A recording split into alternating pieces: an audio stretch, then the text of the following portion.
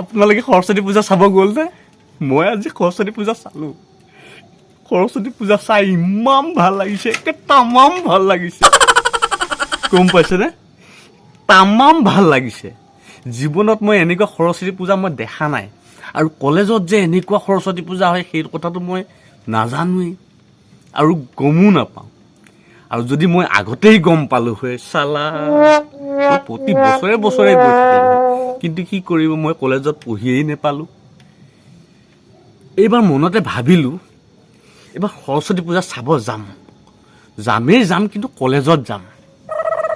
তাৰপাছত সেই বুলি ৰাতিপুৱা 7টা বাজিতেই আমাৰ বিউটি পাৰ্লাৰ মানে আমাৰ চেলুনত চুলিকেইডাল অকণমান পকি আছিলে, বোলো অলপ ক'লা ৰং ঘঁহি লৈ তাৰপাছত সৰস্বতী পূজা চাবলৈ যাম। তাৰপাছত গৈ আমাৰ বিউটি পাৰ্লাৰ মানে চেলুনত গৈ দেখিলোঁ ইমান লাইন, মানে টিকেট কটা নিচিনা লাইন, ইটোৰ পাছত সিটো সিটোৰ পাছত সিটো। মইতো চান্সেই নেপালোঁ। 7টা বাজিৰ পৰা 8টা বাজিলৈ ৰ'লোঁ। তাৰপাছত আৰু এই কথাই কথা নহয়, 9টা বাজিৰ পৰাতো সৰস্বতী পূজা আৰম্ভ হ'বই। আৰু মই যদি 10টা 11টা বাজিত যাওঁ কিডাল হ'ব আৰু। এই কথাই কথা নহয়, মই দোকানৰ পৰা এটা গডৰেজকে লৈ ল'লোঁ।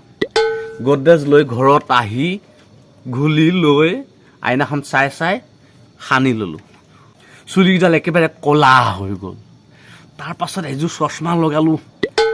চশমাযোৰ লগাই তাৰপাছত অলপ ফেৰ হেণ্ডচাম ঘঁহি ল'লোঁ। আমাৰতো বিউটি পাৰ্লাৰ নাই ক'লা মানুহ বগা হ'বলৈ, গতিকে ফেৰ হেণ্ডচাম অকণকৈ ঘঁহি ল'লোঁ। ঘঁহি লৈ তাৰপাছত আকৌ মই কোট এটা আনিছিলোঁ মোৰ লগৰ এজনৰ ঠাইৰ পৰা। তাৰ ঠাইত কোট আছিলে, মোৰ ঠাইত আকৌ নাই। কোট এটা আনি মই লগাই ল'লোঁ। লগাই লৈ মোৰ ভুটভুটিখন লৈ কলেজৰ মই সেই পাণ দোকানখনৰ পিছফালে মই ভুটভুটিখন ৰাখি দিলোঁ। ৰাখি লৈ কলেজৰ বাটৰ মুখত চালোঁ, যাম নে নাযাম ভিতৰলৈ। ভয়ো লাগিছে, কোনোদিন কলেজত সৰস্বতী পূজা চাবলৈ অহা নাই। তাৰপাছত ভয় কৰি অলপ ভয় লাগিছে। তাৰপাছত যি নহওক ৰাতিপুৱাৰ পৰা ইমানখিনি কৰিছোঁৱেই কলেজত সৰস্বতী পূজা চাম বুলি। গ'লোঁ সোমাই গৈ দেখিলোঁ ইমান ডাঙৰ এটি সৰস্বতীৰ মূৰ্তি তাত ৰাখি থৈছে। তাৰপাছত বোলো এই কথাই কথা নহয়, এটি সেৱা কৰি অহাই ভাল হ'ব। গৈ সেৱা কৰিছোঁ। সেৱা কৰোঁতে ক'লোঁ মনতে, বোলো সৰস্বতী সৰস্বতী সৰস্বতী আই, যিখিনি নাজানো তুমি দিবা দেখুৱাই। সেনেকৈ কৈ এটি সেৱা লৈ তাৰপাছত দিলে ৰঙাকৈ ফুট এটি।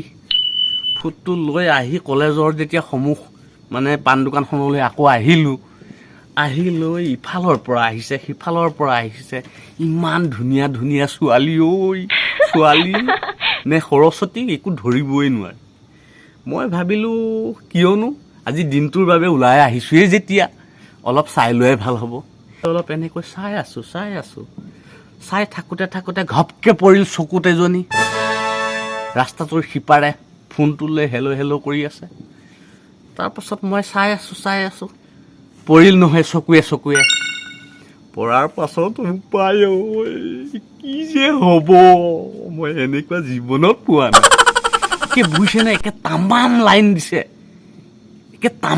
দিছে। মই বোলো চালা এইবিলাক মই আগতে কিয় নাপালোঁ। এতিয়া বিয়া চিয়া পতাৰ পাছত এইবিলাক পাইছোঁ। এইবিলাক যদি শুনা পায় মোকতো একে থুকুচিব, পাতাত পিছা নিচিনা পিচিব। তাৰপাছত আৰু উপায় নাই আৰু, সিফালৰ পৰা লাইন দি আছে, ময়ো ইফালৰ পৰা দি আছোঁ। দি থকাৰ পাছত লাইন লাগি আছে। লাগি থকাৰ পাছত মই চিন্তা কৰিছোঁ চালা ইমান ধুনীয়া বাপাও, মই আগতে কিয় নাপালোঁ। তাৰপাছত গৈ লাহে এবাৰ ভালকৈ চালোঁ। এতিয়া ছোৱালী নে বোৱাৰী ধৰিব কি নোৱাৰি। কয় নহয় কথাতে, আজিকালি ছোৱালী ধৰিব কি নোৱাৰি, তেনেধৰণৰ কথা। অলপ ভালদৰে লক্ষ্য কৰিছোঁ। সকলোৱেতো কপালত ফুট এটা আছে, ৰঙা ফুট। ছোৱালীও আছে বোৱাৰীও আছে। এতিয়া ছোৱালী বোৱাৰী মই কেনেকৈ ধৰিম। তাৰপাছত যেতিয়া ঘপককৈ চকুত পৰিল মোৰ এই চুলিকেইডালৰ মাজতে অকণমিনি এনেকৈ সিয়ত এটি আছে। সেইখিনিতে সেন্দু অকণমান দেখা পালোঁ। দেখা পাই বোপাই ঐ মইতো ভয়ত একেবাৰে এনেকুৱা হৈ গ'ল।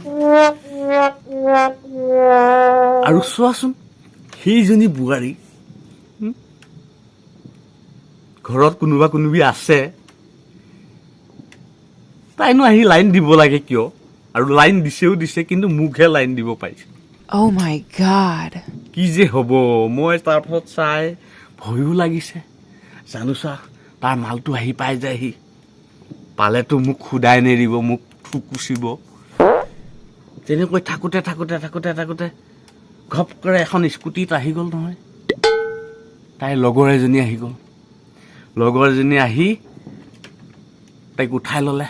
উঠাই লোৱাৰ পাছত তাইও পিছৰ ফাললৈ চাই উঠি এনে ধুনীয়া মিচিকি এটা হাঁহি এটা দি গ'ল বোপাই ঐ। দিলখন একে হৃদয়খন 7-8খন হৈ গ'ল।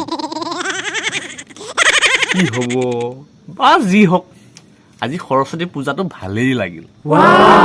যি হওক, কিন্তু সৰস্বতী পূজাটো আজি অথলে নগ'ল। এনে ধুনীয়া লাগিল। এইবাৰ পৰা প্ৰতি বছৰে মই যাম সৰস্বতী পূজা চাবলৈ। ক'ত? কলেজত।